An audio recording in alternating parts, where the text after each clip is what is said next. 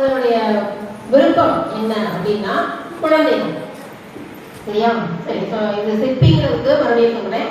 சிற்பி அப்படிங்கிறது அவர் எதுக்காக சொன்னோம் அப்படின்னா, இந்தியாவினுடைய ஒவ்வொரு விஷயங்களையும், தொழிலாகட்டும், குழந்தைகளுடைய வளர்ச்சியாகட்டும், பாதுகாப்பாகட்டும், நம்ம மக்களுக்கு தேவையான அடிப்படை உரிமைகளாகட்டும், எல்லாமே கரெக்டா கிடைக்கணும் அப்படிங்கிறதுல அவரு ஒவ்வொரு விஷயத்தையும் பார்த்து பார்த்து செஞ்சு இந்த நாட்டுக்கு ஒரு நல்லதொரு முன்னேற்றத்தை ஏற்படுத்தி கொடுத்தவர். அதனாலதான் அவரை இந்தியாவினுடைய சிற்பி அப்படின்னு சொல்றாங்க.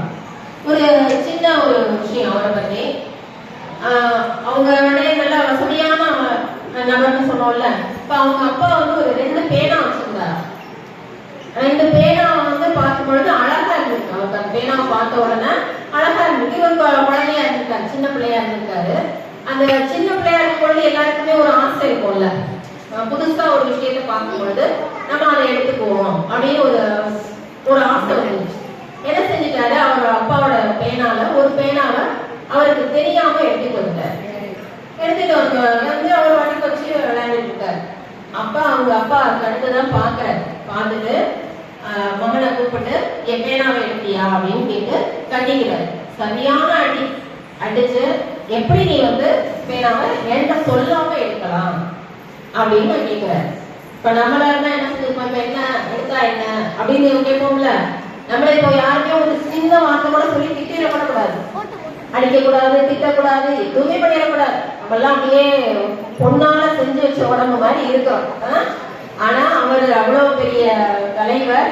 அவர் அவங்க வீட்டுல அவங்க அப்பா வந்து அவ்வளவு அடி அடிச்சு, ஒரு சின்ன பேனா தான், அவர் பெரிய விஷயம் கூட இல்லை, ஒரு சின்ன பேனாவை எடுத்ததுக்கு அவங்க அப்பா அவ்வளவு அடிச்சு கண்டிச்சு, இந்த மாதிரி செய்யக்கூடாது. எந்த ஒரு பொருளா இருந்தாலும் யாரையா சொல்லிட்டு தான் எடுக்கணும், அவங்க உரிமையானவர்கள்ட்ட சொல்லிட்டு தான் எடுக்கணும் அப்படின்னு சொல்றாங்க. அதுல இருந்துதான் அவர் வந்து இந்த நேர்மை, பொது விஷயங்கள் எல்லாத்துலயுமே நம்ம நேர்மையோட இருக்கணும் அப்படிங்கிற விஷயத்த வந்து அவர் கத்துக்கிறார்.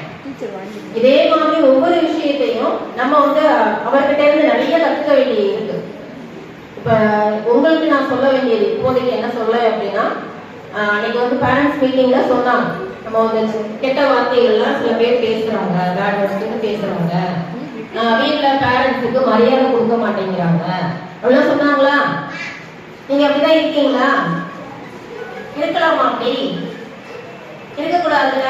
எல்லாரும் என்ன செய்யணும், என்ன செய்யணும், பேரண்ட்ஸுக்கு மரியாதை கொடுக்கணும், வாங்க போங்க அப்படின்னு தான் பேசணும். சரியா? யாரும் மரியாதை குறைவாவா நீ வா போ அப்படிலாம் பேசக்கூடாது. கெட்ட வார்த்தைகள் எக்காரணம் கொண்டும் நம்ம வாயில வந்து வரவே கூடாது. சரியா? எந்த ஒரு கெட்ட வார்த்தையும் வரக்கூடாது.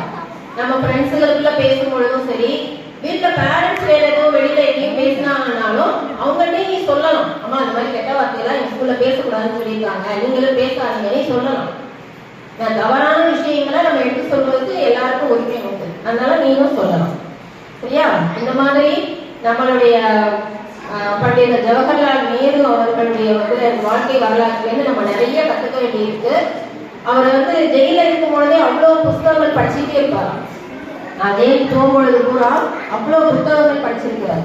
நம்மளுக்கு இப்ப படிக்கிறதுனா கொஞ்சம் வலிக்குது, நம்மளுடைய பாட புத்தகத்தை படிக்கிறதுக்கே வலிக்குது. ஆனா என்ன செய்யணும், நம்ம முன்னாள் குடியரசுத் தலைவர் APJ அப்துல் கலாம் அவங்க எல்லாருமே என்ன செஞ்சிருக்காங்க, நிறைய புத்தகங்களை படிச்சுதான் இந்த அளவுக்கு ஒரு பெரிய தலைவர்களாக உருவெடுத்திருக்காங்க. அதனால நம்மள்கிட்ட இப்ப புத்தகங்களை வாசிக்கக்கூடிய தன்மையையும் வளர்த்துக்கணும், நல்ல பழக்கங்களை வளர்த்துக்கணும்.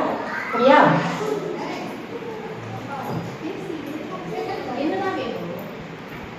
என்ன நேரம் உட்காரு,